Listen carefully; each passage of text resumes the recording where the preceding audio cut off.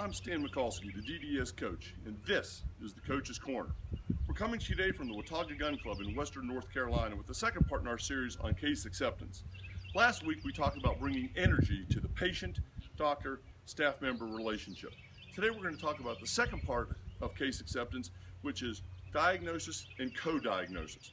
The diagnosis sounds fairly simple, right? Gathering of all the diagnostic data. As far as all hygiene visits are concerned, we should probe every patient every single time. We should also probe any patient that comes in for an urgent care situation, say around a broken first molar. We need to probe around that area and make sure any restoration we are going to provide for that patient is in a periodontally sound situation.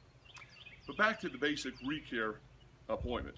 All hygienists should probe all patients every single visit. I know you hygienists are rolling your eyes out there. I've worked with a great group of ladies for over 20 years, each one of them, 4 of them, and they've been able to probe every patient every time. They're great hygienists. I'm sure you're a great hygienist as well.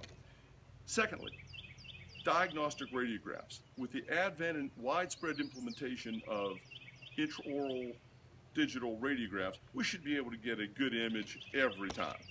If we have a cone cut, if we have some overlap, take another image. It's just that simple.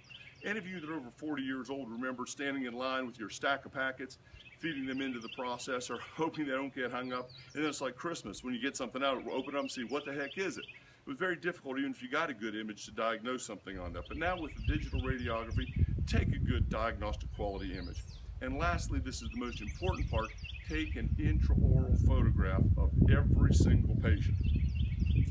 Dentists I know, and I've been a dentist for almost 30 years now, we're notoriously cheap. We don't want to buy intraoral cameras for every room. I implore you, buy an intraoral camera for every single treatment room.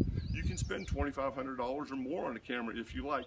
I've seen plenty of offices buy cameras for $100 or less that take very adequate intraoral images. Take an image on every single patient. Obviously, if there's some pathology, we want an image of that, but even if the patient is doing great, take an image of, say, their good-looking gum tissue, or maybe just the first molar, the grooves on the first molar. Ask the patient what they see. This will stimulate conversation about dentistry. It's a dental icebreaker, so to speak. Even the very healthy patient, this may stimulate a question about maybe my child needs sealants on their molars, or take a picture of a healthy gum tissue, but then maybe their husband has some recession. Whatever the case may be, we now have the patient talking about dentistry. Once we have the patient talking about dentistry, that's the co-diagnosis part. They are now talking about themselves, not listening to you tell them what they need. Combine that with the energy that we spoke about from our first visit, we're well on our way to improving your case acceptance. Stay tuned next week for our third and final part on our series on case acceptance, which is closing the deal.